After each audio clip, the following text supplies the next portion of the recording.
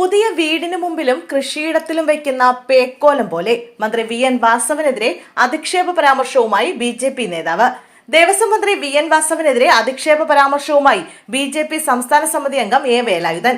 കോടിക്കണക്കിന് ഹിന്ദുക്കൾ ശബരിമല ദർശനം നടത്തുമ്പോൾ ശ്രീകോവിലിന് മുമ്പിൽ ഭക്തന്മാരെ മറച്ചുകൊണ്ട് അജാനുബാഹുവായ തടിമാടനായ വാസവൻ ക്ഷേത്രത്തിലെ പ്രതിഷ്ഠയെ മറയ്ക്കുകയായിരുന്നുവെന്നായിരുന്നു വേലായുധന്റെ വാക്കുകൾ. ബി ജില്ലാ കമ്മിറ്റിയുടെ നേതൃത്വത്തിൽ കാസർഗോഡ് സംഘടിപ്പിച്ച ശബരിമല സംരക്ഷണ സമ്മേളനത്തിലായിരുന്നു ബി സംസ്ഥാന സമിതി അംഗം കൂടിയായ വേലായുധന്റെ അധിക്ഷേപ പരാമർശങ്ങൾ. ജില്ലാ പഞ്ചായത്ത് മടിക്കൈ ഡിവിഷനിലെ സ്ഥാനാർത്ഥി കൂടിയാണ് വേലായുധൻ.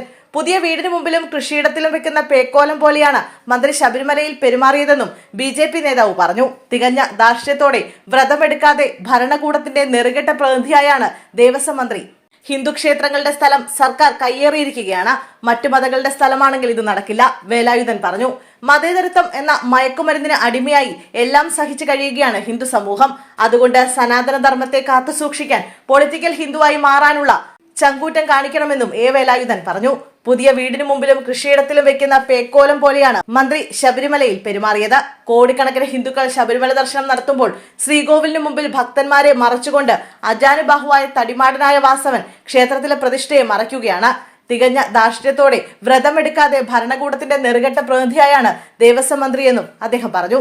ഹിന്ദു ക്ഷേത്രങ്ങളുടെ സ്ഥലം സർക്കാർ കയ്യേറിയിരിക്കുകയാണെന്നും മറ്റു മതങ്ങളുടെ സ്ഥലമാണെങ്കിൽ ഇത് നടക്കില്ലെന്നും അദ്ദേഹം കൂട്ടിച്ചേർത്തു. മതേതരത്വം എന്ന മയക്കുമരുന്നിന് അടിമയായി എല്ലാം സഹിച്ചു കഴിയുകയാണ് ഹിന്ദു സമൂഹം.